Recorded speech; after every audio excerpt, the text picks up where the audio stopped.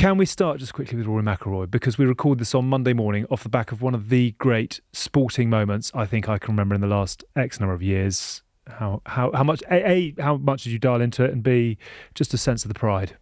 Yeah, I watched it last night, a late one. And I think you could just sense the nerves. I was nervous sitting on the sofa watching it. You know, there was a couple of occasions where I sort of screamed at the TV. My wife was going, "What does that mean? What does that mean? He's dropped 2 shots." It was unbelievable. Great viewing, sort of to and fro. And I thought he'd thrown it away.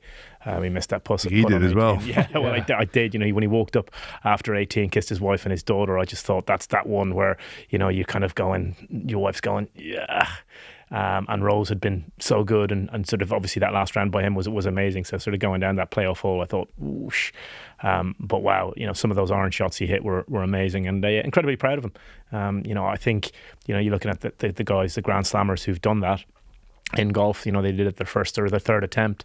Took Rory 14 times to go back out there, and he's had some haunting episodes as well where he's looked good and the wheels have fallen off. So to mentally put himself together a few times, that's great sport. Yeah. And obviously he's a massive rugby fan as well. I wonder if he'll do a little tour of the Kingspan in his new green jacket. But it just just great to see one of the great guys. You know, there's a great story about Rory. Like, I obviously admire Rory McIlroy. I think he's fantastic. He's obviously a legend of the game. I remember there was a time we played Ireland. We'd lost, and we lost. I went into this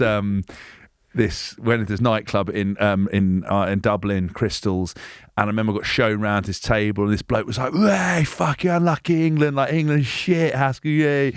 And I turned around and went, "Oi, fuck off, pubed, or I'll burn that shit lid off," right? Like, didn't really pay any attention to him. Walked off, and the bloke like it's a bit stunned. And I was getting bombarded. Obviously, it was like, I think it was a Grand Slam decider game where the highlight was Steve Thompson scored a try for us. That was, you know, it was rock bottom. We got pumped, and so none of us were in the best frame of mind. And I think I'd had a row with my ex-bird at the time. It was just it was a nightmare day. He picked the wrong time to shout in my face and everything else. So anyway, thought nothing more about it, carried on.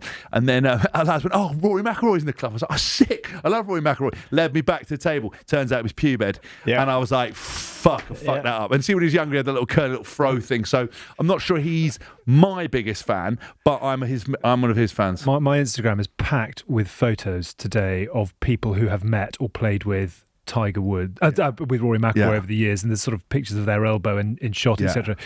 It's so Hask to come in with a story about calling him pube head and wanting to burn his hair off. I mean, there can be no greater tribute. No, I think that's where he built his mental resilience. Exactly. For him to come back that night on that nightclub and sort of put himself together. He was probably a couple of months having won his last major at that point. So. He was only young to get over the night in Crystals. It was Another great story about him. Ian Humphreys, who played for Leicester for a short while, David's younger brother, used to kick at Ravenhill, and at Ravenhill there was, you know, kind of the old, if you can remember, sort of a little track around it, sort of, and there was speed bumps, and Ian was practicing his kicking, and Rory rang him one day, said, "Do you mind if I come? I'm at a loose end. Could I just kick the balls back for you?" So he said, "Yeah, no problem." And Ian pulled up in his sort of battered Fiat Punto and was kicking the goals. And the next thing, Rory turned up in his Ferrari, and I decided to take his Ferrari around the back of the pitch, not realising that the speed bumps were awful. And Ian Humphreys was just giggling as he ripped the front bumpers off his Ferrari. But no problem, jumped out and kicked the balls back for an hour or so, and then just sort of carried on. So just call up Ferrari and get to take that piece of shit away at the bottom.